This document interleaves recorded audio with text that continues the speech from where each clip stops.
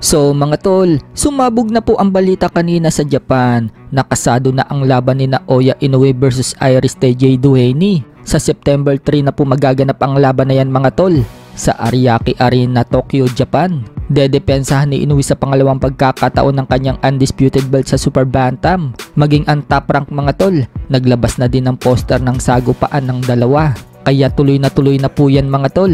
Wika ni Inoue sa press con, hindi na umano mauulit muli ang nangyari sa kanya noong bumagsak siya sa first round dito sa kamay ni Luis Nery. Hindi na daw niya hahayaang nakababa ang guard niya at hindi din daw niya hahayaang makatama sa kanya si TJ Duhaney ng single shot. Hindi nga po kumpiyansa itong si Inoue kay TJ Duhaney mga tol. May lakas din daw kasi ito. Sa katunayan, tinumba daw ni Duhaney ang boksingerong naka-sparring niya. Ang tinutukoy po dyan ni Inoue mga tol, ang Pinoy na tinalo ni TJ Duhaney na si Japet Lee Lamido. Naging sparring partner kasi ni Inoue ang Pinoy mga tol, kaya mag-iingat na si Inoue mga tol at hindi nahayaang maging kumpiyansa. Samantala, mukhang nagbago po ang isip ni Naoya Inoue. Kung matatandaan kasi mga tol, sinabi niya noong mga nakaraan na baka next year umakyat na siya ng featherweight division. Pero kasabay nga po ng pag-announce ng laban niya kay TJ Duhaney, binanggit ni Inoue mga tol na iniisip daw niyang manatili pa din daw sa Super Bantamweight Division ng 2 taon pa. So ibig sabihin lang niyan mga tol, hindi agad aakyat si Inoue ng featherweight next year. Mukhang papakiramdaman muna ni Inoue mga tol ang sitwasyon.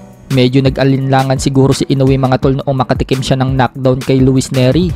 Kailangan ni Inoue na maibalik ang kumpiyansa niya sa sarili bago tuluyang lisanin ang Super Bantam. Sa kabilang banda naman mga tol, Coach Nonoy Nery, sinabing ipapanalo umano nila ni Astrolabio ang laban dito kay WBC Bantamweight World Champion Junto Nakatani. Hindi rin daw niya iniisip na matatalo si Astrolabio at hindi na rin daw bago sa kanila ang kaliweting si Nakatani dahil kaliwete daw ang mga nakaka-sparring ni Astrolabio. May game plan na daw silang hinanda para dito kay Nakatani.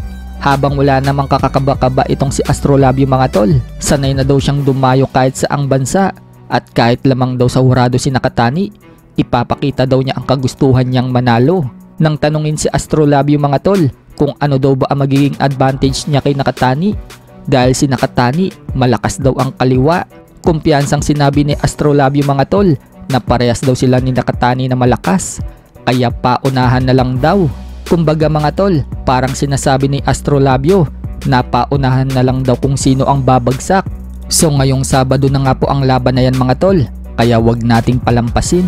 Sa ibang balita naman mga tol, nag-utos na po ang WBC na kailangan depensahan ni Shakur Stevenson ang kanyang WBC Lightweight World Title dito kay number 1 contender William Cepeda. Pero agad nga pong nag-react si De La Hoya mga tol at mukhang ayaw ipalaban ng bata niyang si Cepeda kay Shakur Stevenson. May karapatan daw si De La Hoya bilang promoter kung sino ang dapat piliin para kay Cepeda. Number 1 daw sa lahat ng sanctioning body si Cepeda. Pero matagal na nga pong hinahamon ni Shakur Stevenson itong si Cepeda. Ngunit ayaw pumalag ni Cepeda. May mga fans naman na nagsasabi mga tol na umiiwas daw itong si Cepeda kay Shakur. Pero may mga nagsasabi naman kaya daw ayaw palagan ni Cepeda itong si Shakur dahil napaka-boring daw nito lumaban. Kaya mukhang mas priority ng team Cepeda mga tol na labanan ang mananalo kay Tank Davis versus Lomachenko.